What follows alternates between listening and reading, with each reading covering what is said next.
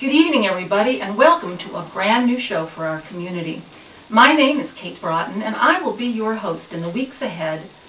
I'll be your host in the weeks ahead as we bring you segments. Sorry. Excuse me, I have just been handed this breaking ANN, Amesbury News Network, news bulletin about a news story that's about to break. According to an unnamed source that shall remain unnamed, this potential news story has the probability of rocking our community. For more about this potentially shocking hypothetical development, we turn now to our roving City Town Hall reporter, Dom Garibaldi. Dom, what can you tell us? Kate, I'm here at Amesbury City Town Hall to report on a fictitious news story that will in all probability shock the people of Amesbury. According to anonymous sources, there is a possibility that a high-ranking town executive might have held a backroom meeting that could conceivably involve graft nepotism and other types of skullduggery. But Don, where did you get this information? You haven't named any sources. Since when has that ever stopped anyone? It's completely made up, and in the weeks ahead I plan on disseminating other unfounded stories about allegations of ethics violations and other salacious scandals that in all probability lack credibility. If my pseudo-journalistic instincts are correct, we could fill an entire program with this kind of misinformation. Gosh, Don, that's not what this show's about. Yes, it's about local politics, but it's not about gotcha politics. It's not about destroying people's reputations or lobbing grenades from some hidden bunker somewhere in some unforeseen district. It's about the people who are making a difference in this community. It's about your neighbors. It's about people you haven't met yet and ways to bring everyone together. It's about the issues that affect our everyday life. It's about our schools, our neighborhoods, downtown. It's about our rivers and trails and natural resources. In other words, it's all about Amesbury.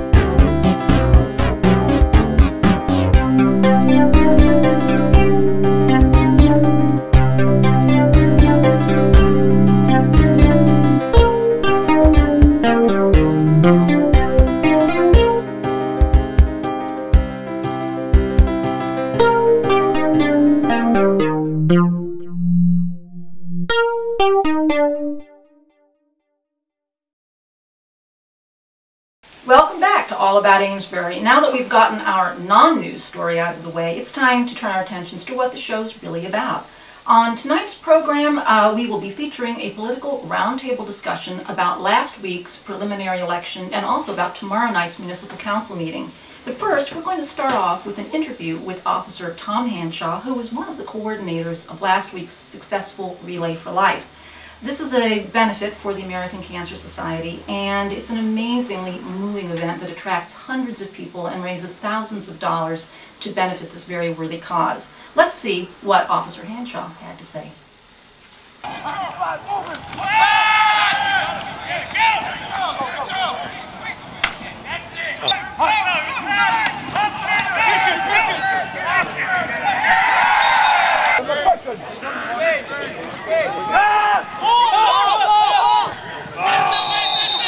Tom Hanshaw, I'm here today at the Northeast Hurricanes football game. This is Saturday night. We're dodging the rain showers as we're here. The Hurricanes are helping out with the Relay for Life, the American Cancer Society event that will be happening the weekend of September 14th and 15th.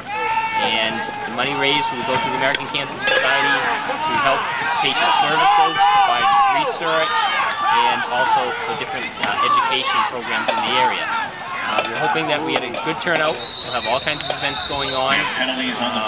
Hoping that the relay is a big success. The 5th year Last year we raised actually $110,000, which was pretty impressive, and we're hoping to do better than that this year, but any amount that we make can and will help us in the fight against cancer. If you're watching this and you weren't able to make the relay, you can still help. Any of the donations that come in before the end of the year will still go to the Relay for Life of Amesbury, and checks can be made out to the American Cancer Society, and that way you can still help too. Any questions? Check our website. It's www.acs.org/relay/MA Amesbury. Know that today was given to you to enjoy, whether it be the sun glistening on the trees or the rain falling on your doorstep. It's a gift that's yours. Live it as if it will never come your way again. When the sun begins to set. Once again, if you didn't catch the website that Officer Hanshaw mentioned, just take a look at your screen. There's still time to make a donation. Just go onto the website that you see listed below and please give generously. It's a very important cause. We'll take a moment for a very short public service announcement, and then after that we will be back with our political roundtable featuring our guests Chris Hyde and Bill Parker. Stay tuned.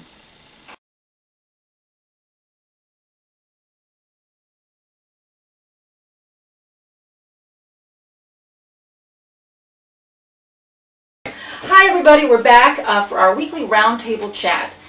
In this segment we'll be reviewing issues that took place during the week or the recent past, and we'll also be talking about things that are coming up that are of interest and concern to citizens. As always, I'm joined by Associate Producer Don Meskie, and tonight's guests are William Parker and Chris Hyde. Thanks for joining us. For starters, we're going to be talking about last week's preliminary election. The 14% turnout was not the highest on record. Want to get the conversation going, and let's just talk about the turnout. At the Barking Dog, after the election, I happened to run into a newspaper reporter. Her first question was, what do you think about the turnout? And at the time I wasn't aware of it. She said 14%, and I guess I was a little shocked that it was so low. But what are the reasons for that? Do you guys think there's a specific reason for the turnout? Is it voter apathy, which everybody just throws out? I think it was lack of competition. We only had 3 contested races yesterday. And how many contested races do we have now, actually, in the district elections? Well, they've changed because... It's just 2. It's right. Russ Davenport in District 5 has dropped out, and just a few days before the preliminary election, Joanne Sullivan in District 3 dropped out. So we're really now dealing with District 1, at large. And District 2. And District 2. We also, of course, have the mayoral race, library trustee, and a few other seats. You know, when we started in the summer, it looked like almost every council seat would be contested, which was good. And I think that some of the candidates dropped out because they really saw how the wind is blowing for change and decided that they just didn't have a chance to win. But even so, I think we got a lot more interest this time than we have in the past, and probably because of the recall effort. Absolutely. The thing about serving in public office is that you should come in with the idea that you can make change, that you should try to make that change, and then get out and let somebody else come in and do their thing. If you stay around too long, instead of being part of the solution, you become part of the problem. And I think that's what we've been experiencing. And we're finally beginning to get that changeover. Well, Chris, also, I'd like to note that you were very involved in the no confidence petitions that were circulated against Councilor President Lawrence. Yep. And he is not running for re-election. And more importantly, the effort that was made to draw attention to the failure of leadership that existed during his time as council president. In essence, that was a campaign that succeeded. The recall campaign succeeded because, in essence, it quietly and directly encouraged candidates who weren't doing their job to not continue in office. We have to remember, though, that they are still in office and they will be in place until the end of the year, and there are still many decisions that could be made. But having worked on the recall and the no confidence, what did you sense as you went around talking with people? Oh, I mean, I don't think they had much support at all. And it was certainly borne out during the recall election.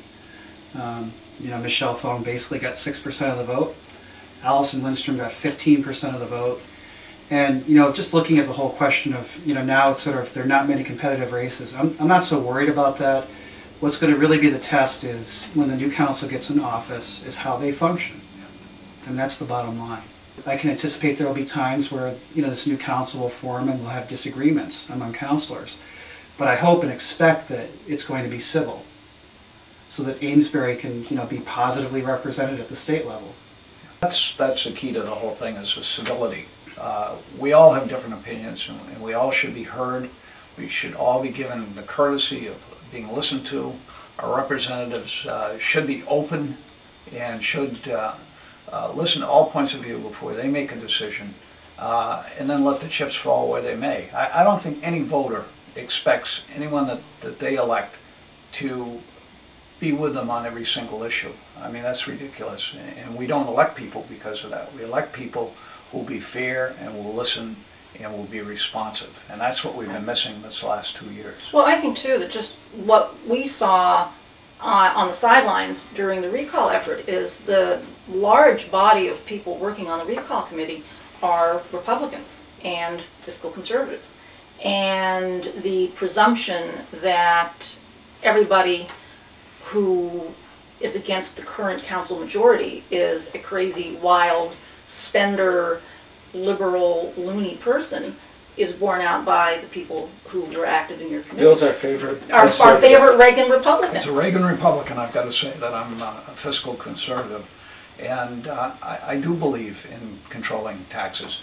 But the main point is that money spent at the municipal level is a lot more efficient than it is at the state and especially the federal level. We get a better chance to control what we spend and how we spend it. So I'm really in support of making sure that we make the proper investments and that we help the town grow and improve, and that we don't do things that are short-term stupid and long-term harmful. Well, that certainly transitions us to our next point of discussion here. Tomorrow night at the municipal council meeting, there will be discussion about a number of ballot questions that will most likely be placed on the November ballot, and the most important one, of course, is the issue of the underride. It is being co-sponsored by lame duck Councilor Thone and also at-large Councilor Donna McClure, who is running for re-election. And in the last several weeks, a number of things have come to the fore that really point out a lot of flip-flopping on her part. This is exactly what she said. This is an email that she wrote to resident Judy Eby last July, and Leo Norton actually made it available to the public. And she said, "The only other way to immediately and dramatically cut your taxes would be an underride, and I would not support an effort in that direction." And then she goes on, "I fear it would cripple our schools and hurt our community." So now she's sponsoring it. Well, things do change, and I suppose, since she's not here to ask this question directly, we can certainly ask her that question tomorrow at the council meeting, and people should attend because it's a very important meeting. There are reasons why maybe over the course of the year, to play devil's advocate, her mind might have changed. But I think the more important thing for the public to pay attention to is that this is a council that claimed it would cut taxes, and it didn't. They are now riding out of town practically tarred and feathered, and this is going to be their going away gift to the next council that's coming in. And very clearly, it is going to hamstring any efforts at progress. And the public's tired. The public is really looking forward to a council that works, that collaborates with the mayor, and makes wise decisions. The underride, as I understand it, is going to be proposed. It may be. I'll make a prediction. Tomorrow, the city council meeting, they will vote to have that on the ballot this fall. You said something earlier, and I'd like to take issue with it. You said this would be their parting shot.